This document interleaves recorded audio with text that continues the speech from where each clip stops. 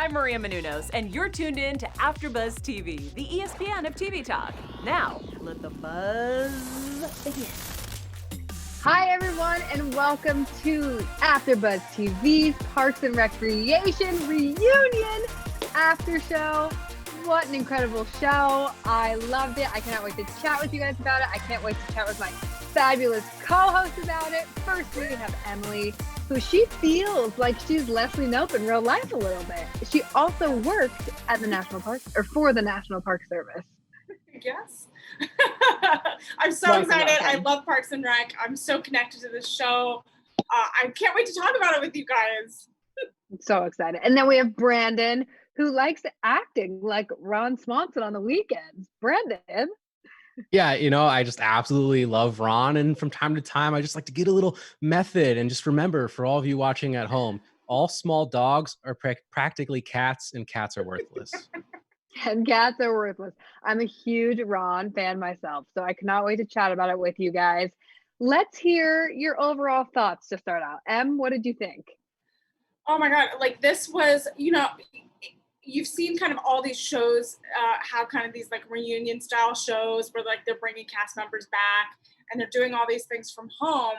And so you never know what you're going to really get when it's coming. And this, when it airs, and this was more than like above and beyond what I thought. We had all of our favorite characters kind of in their element. It was like they didn't skip a beat, and we got an update on where their lives are and what they're doing, and it kind of like gave me the warm fuzzies. And it was like that half hour of television that we needed to kind of step away and just smile and like be with our friends. I totally agree. Brandon, what do you think?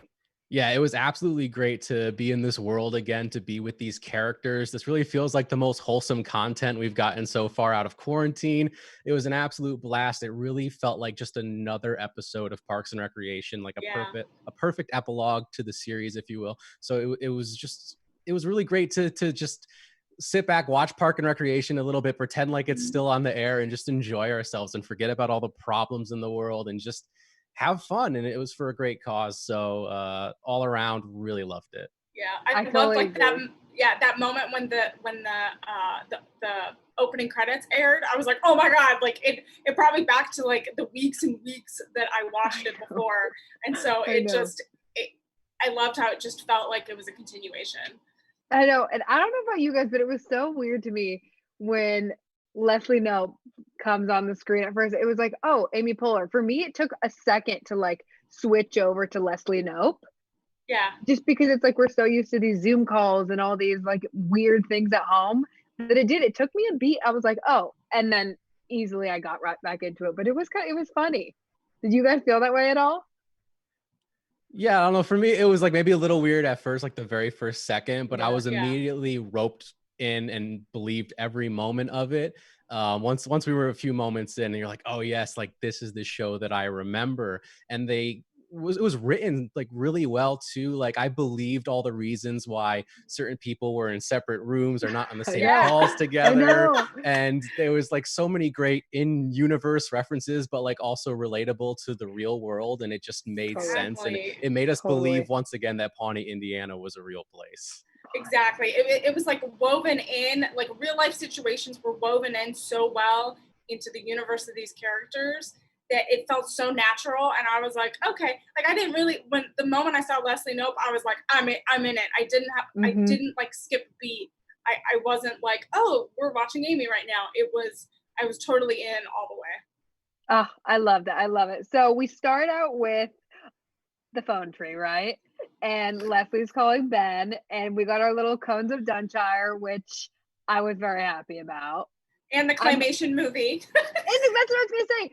Do you think that maybe they'll keep doing this and they'll keep this plot going? I mean, the claymation movie, I was like, ooh, they could do something with this. What do you think, Em? I think it would be pretty. I mean, it seems like this did take a lot of work. It had to take a writing staff and stuff like that. I think if they did like, every 2 weeks, a nice, some skits or a video update of like where they are in quarantine and what's happening, I think it would be really fun and kind of continue the story. They might not necessarily have to do full episodes. Right. Oh, it'd be pretty good though. So then everyone's calling everyone, you know, everyone's still crapping on Gary. They're like, we don't want to call him. Poor Gary. I'm like, come on, you guys. Can I tell you that Gary's like every person I know that tries to like do the filters and trying to figure out Zoom. So funny. There's always someone on your Zoom call that's like, what's this? I love that. There always is. And you guys said it perfectly, that they brought so many like real life scenarios that are all happening to us into the show that you really just, and they've always done a good job about this. They kind of just scoop you up and take you in, and you just feel right at home with them. You're like, oh yeah, and she's drinking and he can't figure out his Zoom and he's doing this and he's losing his mind playing Cones of Dunshire, you know? And I really thought that was awesome. So that was probably the best part for me, I think. Brennan, who was your favorite phone call down the phone tree? Oh no, that's a really tough question. I know. I know for me, I probably got the most excited when the special started and we were immediately on Bobby Newport. I thought that was like so brilliant. It was just a little hint, if you will, at all the other different appearances that we were getting in the special that maybe we didn't think we'd be getting. Even totally, I didn't think he'd be in it. Maybe for me, I don't know. Jeremy Jam, that guy is just something else. His little dentist commercial, like, oh yeah, do it yourself at home. That's on you. His quarantine haircut. I think I'm gonna try it. I might. I know.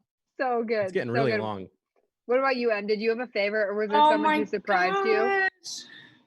Oh yeah, I have to say the biggest smile that I had was when Ron Swanson was like, "Oh, look who snuck into my cabin," and we Tammy. That was great. Because Tammy too, you forget that, oh, they're married in real life, and then to like, oh, it makes sense for them to have this like cinematic, TV moment. And I laughed so hard when she's like tied up in the background, and I just thought it was perfectly executed, and it was because it was closer to the end, because you had close-up shots of Ron Swanson the whole time, and then finally you saw that big reveal. It paid off like so well. Oh, good. And then you start noticing, at least I did towards the end, Ron's like one of Ron's last frames was like there was like blood on the back. I'm like, Ron's at his cabin hunting, doing who knows what. I'm like, exactly. I also love too when Ron called April and Andy. Like that relationship was one of my favorites, was Ron's and April's. Yeah. I mean, I love April and Andy, but Ron's and April's to me was like so heartwarming. Brennan, were you surprised that Andy was stuck in the wherever he was? It is like tool shed or something. I wasn't surprised at all, and I thought it was a great like in-universe explanation for why they're not in the same room. Once again, that was just handled really well and really comedically, and it was just great to see Andy again, to see Johnny Karate again. That was Johnny good. Karate. That was good, Johnny Karate. Yeah, it was great, and he's like, you could see him too, like playing with the lock, and he's like trying to figure out like what the code is, and he can't get out. That was so good. What about Emily? What do you think about the Ann and Chris little part? I thought that was believable too. Oh my God, that was so believable, because I have friends and family right now that are quarantined because one works as a nurse or a doctor and the other, like, they can't be near each other. So it worked like perfectly, but they did it in like such a comedic way. And Ann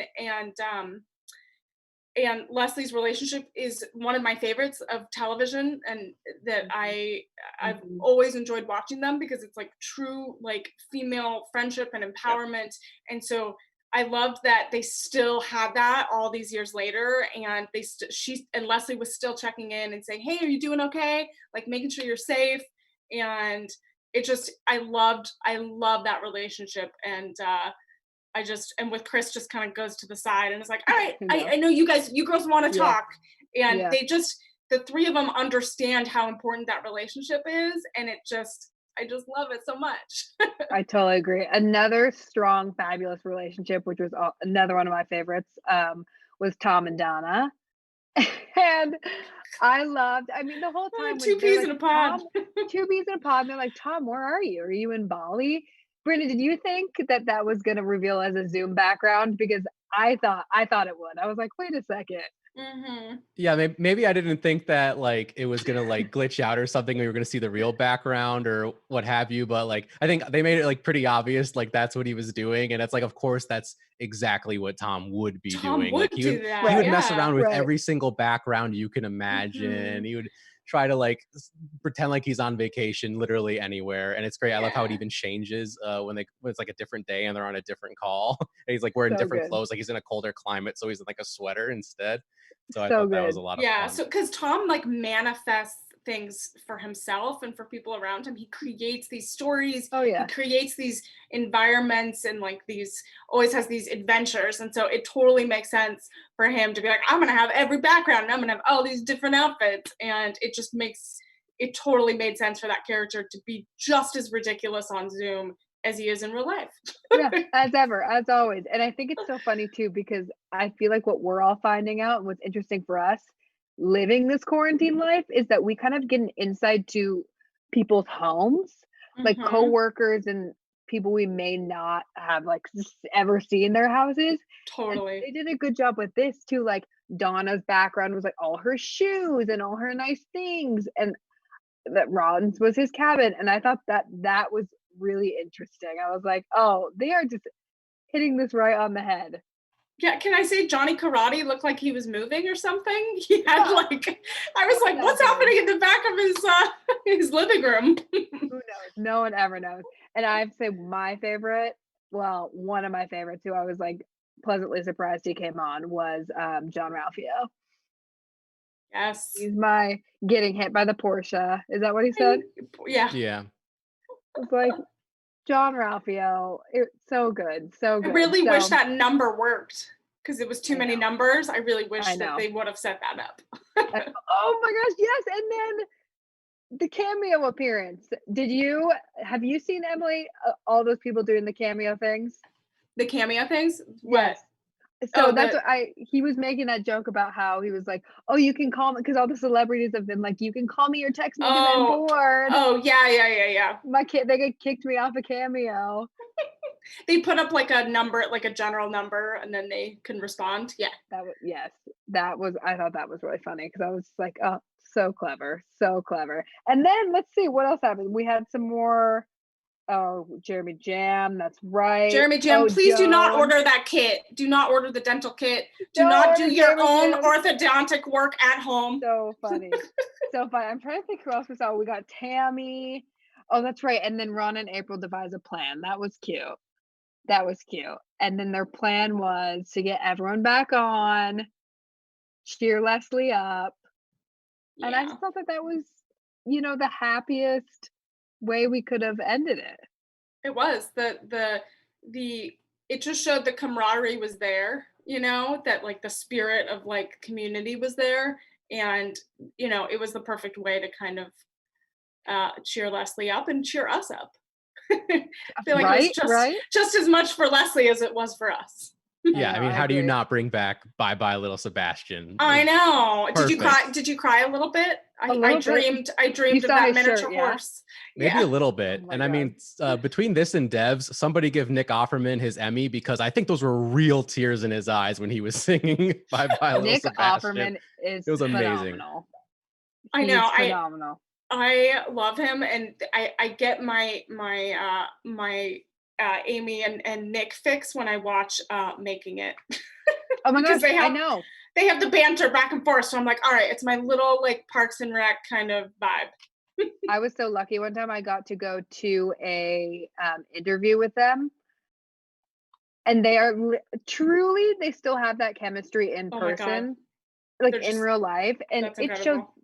with this show. It's just like I think something that they do well that not a lot of other shows do now is that chemistry. It's like they all want to be there. They're all happy to be there. I was so shocked to see literally everyone, all the guest appearances by people we didn't even think would be there. Hmm. I don't think anything compares to it really. Yeah. Did you guys watch the clip special right before the main special? Yes. So yeah, so it was like an introspective on kind of the last, kind of the show as a whole, and like the last season, and kind of how these characters were so strong and how they were created. And I feel like these characters are so original, and there's gonna be nothing like them ever again. Like they're one of a kind. And I feel like the cast and the creative team were so good at using the actors' part of themselves in these characters, and part of their strengths, and playing off of like the quirks and kind of the character traits that they bring to the table, and just like amplified it to like the millionth degree. And then it made with authenticity and with true heart, and it created this awesome show. Oh, I so agree. I really hope that I mean, one of you said, I think Emily said it, every 2 weeks. I'm like, can we do this every 2 weeks? It's for a good cause. I think, Brandon, you said it's the best quarantine content we've received. I totally agree. And I think I have to end with what was Ron's quote to Leslie? It was, Leslie, don't spend too much time focusing on everyone else and focus a little on yourself. And I think we could all use that right now. That and Johnny Karate's hand washing. And then he said he hadn't washed his hands since he was what? Yes. 38 years. Yeah, 38 years. So I loved it. So good. Brandon, did you enjoy the end too? Yeah, no, I really did. It was a really heartfelt, awesome moment, like not just for the characters, like you said, but for us. And, just to add to what Emily said about the believability, obviously all these actors are recording this from their homes. And with like the John Ralphio appearance, like maybe his audio wasn't the best. So what did they write into the show in universe? I'm in this massive mansion with no furniture. There's an echo. Like, right. It was perfect. Yeah. It was so amazing. And then, and I feel like the Zoom backgrounds, like it worked. Like, what if they didn't have a good location and they wanted to like kind of use that element, and like we all use it, we all do that. And it was that like moment of relief, that moment of levity, that we could just take a break. And that's what TV is. That's why it's here. That's why entertainment is here, to bring us to a place where we can smile and laugh and be happy. Did you guys think that it was going to be an episode about quarantine? Yeah, I mean, I wasn't sure. I was just going to say, like, to some degree, they definitely had to address it. And I think they really addressed it in a great way that, once again, not just explains why they're in this predicament in universe, but it's also like a great way, like you mentioned, to talk to the people that are actually watching and say like, hey, like, like take this seriously, like take the proper precautions. That's what we're doing, and that's what everyone should do, and we're going to get through this together. And it was really positive thing. And they even, I think, addressed it at the very end about mental health, where there's people that you can reach out to, there's numbers that you can call, and we're having a lot of fun with this, but it's also something serious. So I thought they balanced that really well. Yeah, I mean, I agree with you, Brandon. There was moments with like Joan with her talk show, Pawnee Today, and with her, like there's those talk shows. They were going on that like talk show circuit of like, hey, this is the information you need for health guidelines, and you should wash your hands, and you should, do all these things, and talk to people, and like make sure you get the mental health support that you need. And all this is all information we need to know, but it's framed in a way that it's coming from characters that we haven't heard from in a long time. And so sometimes you're more likely to listen, and you're getting it from a friend. And that's what it felt like. It didn't feel like anything was getting thrown at us. It was like gently put in there through the storyline, and it felt very natural, with Ben and Leslie going on their kind of PR circuit. It made sense for him as a congressman and her as like the Department of Interior to be like, okay, hey, these are important things we need to do in order to make sure our parks can open, and like, so it just felt like a natural fit. It did. And I totally agree with you guys. I had no idea how they were going to do it. And I really didn't think that they were going to make it kind of like a quarantine, like sort of centric show, but I loved it. I agree. I mean, Emily, you said it was like, you feel like you're getting these tips and these pointers from your friends and from someone you trust, you know, and it's so funny. We can hear the same thing a million times, but if Leslie Knope says it, then we'll believe it, you know? So I loved it. I loved how they did it. And it was so fun. And I loved chatting about it with you guys. I know. Such a time. And I know you have a very fun special segment for us. Yes. So I want to talk about with you guys, what is the Nopest moment of this episode? So I'm going to pick my 3 major Leslie Knope lines or moments that stood out for me. I would say in the beginning when she is talking to Ben and she says, hey, you know, I'm still working. It's going to be really busy. And the fact that she created the committees that she's now chairing in order to continue work, I feel like it's like the perfect Leslie Knope moment. It's so classic. And I just thought that's a great way to justify her staying and working, and it's her moment. I would say this whole phone tree, just in general, the fact that she has this whole phone tree created on Grizzle and is like, okay, I'm gonna call all my friends and make sure they're okay and check in with them before she even checks in on herself. I feel like overall that's the biggest Leslie Knope moment, because she has always cared about other people over herself. And so I feel like that was a theme throughout, and just the whole fact that she has this phone tree and tries to not call Gary is perfect. That was great. I agree with you. That was by far the Nopest moment. I also liked when she said she's only been getting 2 hours of sleep now instead of her 4, instead of her normal 4. That's true. And I liked when she was concerned about Tammy being tied up, and Ron was like, no, she's fine. She's out with the wolves. So I thought, I mean, that just all goes back to Leslie caring about literally everyone else but herself. And she's just the Nopest. Yes. I love her. I love her. Brandon, what's your Nopest moment? Yeah, I think you definitely picked some really good ones that I was also thinking. The committees was amazing. The 2 hours of sleep, spot on. For me, I don't know if this is cheating a little bit, but just Ron and April surprising her at the end with all of her friends, the entire cast on the single call to perform the song. For me, that is a really Knope moment, because Leslie really, if you pay attention, she defines herself by her friends and her loved ones, and they're such a huge part of her life. And we very oftentimes see Ron over the course of the show have to like put aside his beliefs and do something for Leslie simply because he loves her as a friend. And it was really great to have one more of those moments back on screen. And so I think that just really has Leslie written all over it, because I mean, that's what Leslie's friends do for her. I totally agree. Oh, that was beautiful. I love that. I want to know what everyone else thinks is the Nopest moment. Please share on the comments below, and online. You can tweet at us. I want to know. Me too. I want to know too. And Brandon, you have some news.